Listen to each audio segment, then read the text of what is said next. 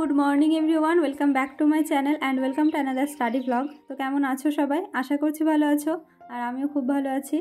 তো চলো, আজকের ব্লগটা খুব বেশি বড় হবে না, আর শেষ পর্যন্ত দেখতে থাকো। আশা করছি তোমাদের জন্য অনেক হেল্পফুল হবে।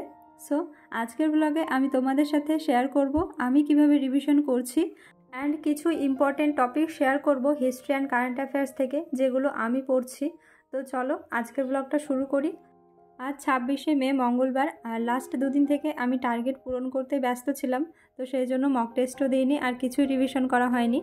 Daily 50 question math and 50 reasoning practice করছিলাম, আর মর্নিংয়ের দিকে একটু জিকেটা পড়ছিলাম।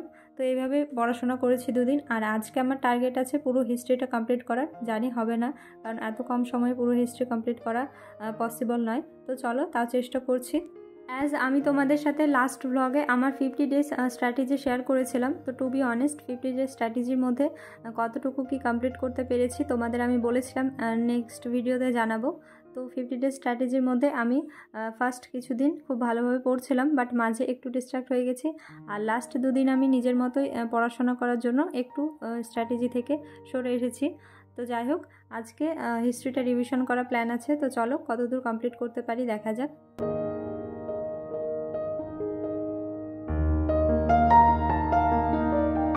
সো যাই হোক, সকাল থেকে পুরো ফোকাসটা রিভিশনের ওপরে দিয়েছিলাম, তো সেই জন্য ব্লগ শ্যুট করা হয়নি। এখন সন্ধ্যা। তো চলো, এখন আমি আরও একবার পড়তে বসলাম, আর এখন বেশ 4 ঘন্টা মতো টার্গেট আছে। দেখা যাক কত দূর পড়া হয়। সো চলো, হিস্ট্রি ইম্পর্টেন্ট টপিকগুলো এবার বলি। অ্যানসেন্ট থেকে বেশ অনেক প্রশ্ন আসছে, তার মধ্যে যে টপিকগুলো এক্সামের আগে পড়তেই হবে সেগুলো শেয়ার করি। 1 নম্বর পয়েন্ট হলো Indus valley civilization, and then Mahajanapadas, Buddhism and Jainism. তো বুদ্ধিজম থেকে তো বেশ ভালোই প্রশ্ন আসে, আর জৈনিজম থেকে শুধুমাত্র তীর্থঙ্করগুলো পড়লে হবে। অ্যান্ড লাস্ট হলো মৌর্য বংশ, এটা একটু ভালোভাবে পড়তে হবে। তো চলো এবার মিডিয়েভাল হিস্ট্রি থেকে বলি। মিডিয়েভাল হিস্ট্রির মধ্যে ওয়ার অ্যান্ড ট্রেটিস, এগুলো একবার পড়তে হবে। অ্যান্ড দেন আকবর আর দিল্লি সুলতান। দিল্লি সুলতান বংশ তো পুরোটাই ভালোভাবে পড়তে হবে, কারণ ওখান থেকে প্রচুর প্রশ্ন আসে, আর ইম্পর্টেন্টও অ্যাজ ইউজুয়াল। এবার চলো মডার্ন হিস্ট্রি থেকে যে টপিকগুলো পড়তে হবে সেগুলো বলি। 1 নম্বর হলো struggle for independence, socio religious reforms, 2 number topic. And 3 number হলো গান্ধী যুগ, British act and policies, revolt of 1857, আইনস অ্যান্ড ফার্স্ট সেশন। তো এগুলো বেশ ভালোভাবে পড়তে হবে, মডার্ন হিস্ট্রি থেকে প্রচুর কোয়েশ্চেন হয়। তো সেই জন্য এই টপিকগুলো একটু বেশ ভালোভাবে খুঁটিয়ে খুঁটিয়ে পড়তে হবে। সো যাই হোক, এই ছিল আমার হিস্ট্রি ইম্পর্টেন্ট টপিকগুলো। এগুলো আমি এক্সামের আগে একবার হলো দেখে যাব। আজকে মিডিয়েভাল হিস্ট্রি পুরোটা কমপ্লিট করেছি, মানে অ্যানসেন্ট আর মিডিয়েভাল দুটো। আর আজকে একদিনে কমপ্লিট করতে পারিনি, তো সেই জন্য মডার্ন হিস্ট্রিটা আগামীকাল পড়ব। তো চলো এবার তোমাদের সাথে কারেন্ট অ্যাফেয়ার্সের কিছু ইম্পর্টেন্ট টপিক শেয়ার করি। কারেন্ট অ্যাফেয়ার্সটা অনেক ইম্পর্টেন্ট, আর অনেকেই কমেন্ট করছো যে কারেন্ট অ্যাফেয়ার্সটা খুব কঠিন লাগছে। তো আমারও খুব কঠিন লাগছে, আর আমি পড়া তো একেবারে বন্ধই করে দিয়েছিলাম মাঝে দুদিন। তো চলো কারেন্ট অ্যাফেয়ার্সের যে টপিকগুলো কমপ্লিট করবে সেগুলো শেয়ার করি।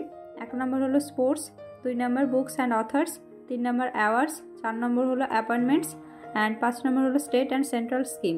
তো স্কিম থেকে কিন্তু প্রচুর প্রশ্ন হয়, তো এটা একবার ভালোভাবে দেখতে হবে। এবার চলো তোমাদের স্ট্যাটিক জিকে থেকে ইম্পর্টেন্ট টপিকগুলো শেয়ার করি। ফার্স্ট হলো ইম্পর্টেন্ট ডেটস। তো ইম্পর্টেন্ট ডেটস থেকে কিন্তু প্রত্যেকটা শিফটে একটা করে কোয়েশ্চেন থাকেই, তো এটা বেশ ভালোভাবে পড়তে হবে। And then classical dance, folk dance, and ফেস্টিভ্যালটা খুব ইম্পর্টেন্ট, এখান থেকেও প্রচুর কোয়েশ্চেন হয়। অ্যান্ড লাস্ট হলো musical instrument and their exponents. তো এই টপিকগুলো খুব ভালোভাবে পড়তে হবে। অ্যান্ড সোর্স হলো পারমার এসএসসি ইউটিউব চ্যানেল। তো এখানে এফআরবিতে যে ক্লাসগুলো আছে সেগুলো সব করলে মোটামুটি স্ট্যাটিক জিকে কমপ্লিট হয়ে যাবে। আর এই স্ট্যাটিক জিকে রিলেটেড কোয়েশ্চেন আমাকে একজন সাবস্ক্রাইবার করেছিল মেলে, তো সেটারই রিপ্লাই দিলাম। সো যাই হোক, আজকের ব্লগটা কেমন লাগলো জানিও। আর আমার এখনও এক্সাম ডেট দেয়নি, তো সেই জন্য তোমাদের এই ব্লগে জানাতে পারলাম না। তোমাদের কারো এক্সাম ডেট দিয়ে থাকলে অবশ্যই আমাকে কমেন্টে জানিও, এবং কোথায় এক্সাম সেন্টার পড়েছে, কত তারিখে, সবটাই জানিও। আর নেক্সট ব্লগ আসছে খুব তাড়াতাড়ি। আর যেহেতু আমি প্রথমে বলেছিলাম মক টেস্ট দেওয়ার সময় হচ্ছে না, তো সেই জন্য মক টেস্টটা আজকে দিইনি। আর চলো দেখা হচ্ছে নেক্সট স্টাডি ব্লগে। সো চলো, আজকের ব্লগটা ভালো লাগলে লাইক, কমেন্ট, শেয়ার করে দিও। আর চ্যানেলে যারা নতুন তারা অবশ্যই চ্যানেলটিকে সাবস্ক্রাইব করে দিও। তো চলো টাটা, দেখা হচ্ছে নেক্সট স্টাডি ব্লগে।